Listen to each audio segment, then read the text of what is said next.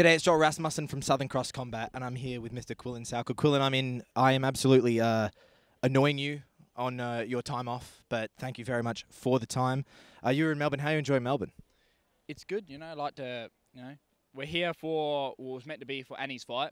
Fight didn't end up happening, but we had all these, you know, tickets all booked, and Cody and I are doing a seminar at DKMMA tomorrow on Saturday, so we decided just to come anyway and just have a kind of bit of downtime, a little holiday.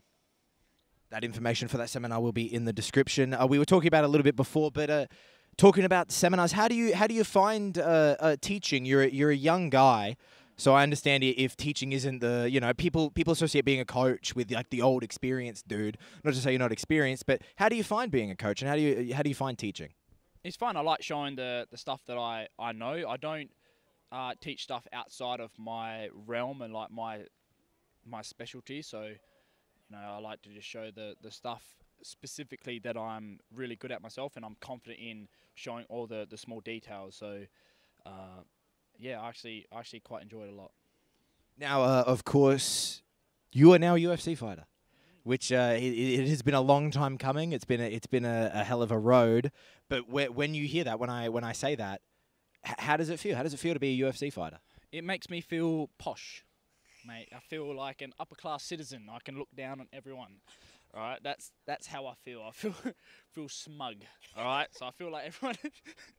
I could look down on the other fighters and be like, pretty much, what's the nice area here? Like, what's the nice suburb to live in Melbourne? Brighton, I'd say. Okay, so that's the equivalent of me living in Brighton and me looking down at anyone that lives in the poorer suburbs. Frankston, where I'm from. Yeah, so I can look down on, if I was living in Brighton, I'd be looking down on you, on a local, like a local fighter. That's pretty much how I feel right now. Yes. And that's how it feels when I talk to you. You know, it feels like that. Yeah, I'm looking down on you, of course. Yeah. And that's a staple of Quillan. Yeah, and you know, peasant. Yeah. Thank you for that. You know, I really do appreciate that. But nonetheless, you were here, you were back here. I know you kind of touched on it there, you know, but how is it to kind of be back and looking at guys who are back on the come up, who haven't achieved that yet, who haven't got their name signed on that UFC contract? How is it to kind of be back amongst it? Honestly, I love being amongst it. Like, I love being at the local fight shows, no matter what level, especially when guys from our gym are actually fighting. I love being in the back helping, like cornering and helping them prepare, like wrapping their hands and helping them warm up from, you know, if they're another professional or they're just having their debut on an amateur show. You know, I just love being around it. Now I'm going to quickly pull up the name of the gentleman you're fighting to make sure I don't pronounce it incorrectly. Anshun Jubli.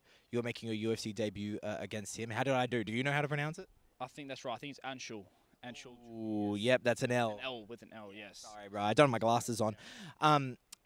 What do you make of that gentleman, and how did that fight come your way? How the fight come the way? We just got offered it. Didn't really expect it. We just, you know, the fight come through. We said yes straight away. How I feel about the fight, you know, I think I'm going to be far too much for him.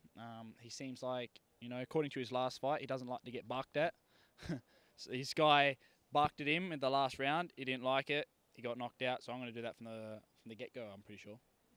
What type of dog are you going to bark like? Oh, maybe... There's a little bit of it there. A little bit of there came through. Oh.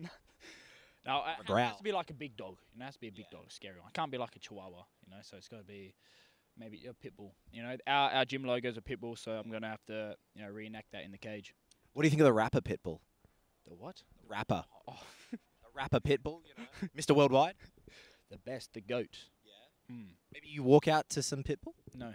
All right, well, I appreciate... Out to something real Aussie for this guy. What is it? It might be... I'm thinking... Waltzing Matilda by Slim Dusty. You know, I think that's gonna pop off. That's a classic. As you mentioned there, you are making your UFC debut at home in terms of country. You're making your UFC debut in Sydney. What does that mean to you? You know, you are going to be the first time you walk out as an official UFC fighter in those gloves, in that branding, will be in front of a home crowd. I cannot wait, and I know I just want to walk out and see like just a packed stadium. That was the only thing that I felt weird on the Contender Series, was walking out and it was obviously it's like very enclosed. You know, seeing like not much happening. But when I walk out and I see, you know, everyone there, and especially with the support I'm gonna get, it's gonna be unreal. So it's like it's pretty much a dream come true. And I think it was the last time I spoke to a teammate of yours, Mr. Cody Haddon, about this, but I feel like maybe we've shared words about this. But Cody talked about how training at Luistro, he almost fears the camp more than he fears the fight.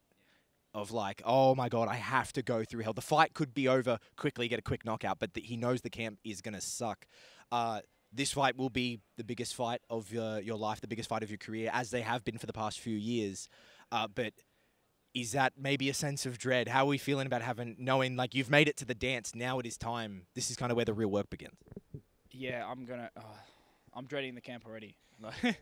I know the exact date which we're going to start putting in the extra work that we're going to do, and it's going to, it's going to be pure misery, mate, but it's all going to be worth it at the end. And finally for me, I thank you so much for the time. Ahead of the kind of the official camp start date, there is a quick detour to Thailand supporting Mr. Mini T Daniel Williams. Are you getting a chance to kind of train out there? Is that going to be kind of pre-camp for you? Mate, after that it's just going to be hookers all day, mate. Yep, just hookers and partying. Yeah. For pre-fight? Pre-fight, yeah, that's the normal preparation. I'm going the Jon Jones route. The Jon Jones route? You're not the only fighter. It's tried and tested. That's what works. When you actually put in the time and the effort and you prepare properly, you eat clean, you don't drink, you don't do drugs, people lose. But when you're Jon Jones, look what he does before every fight, and he's the GOAT. So I think we're missing out on the real solid prep here.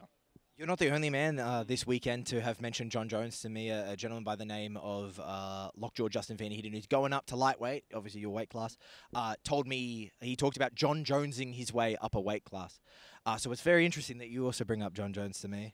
Quillan, I thank you so much for the time. It's always a pleasure to see you. It's always a pleasure to talk to you. Thank you very much, brother. Thanks, Joel. Appreciate it. Thank you, my friend.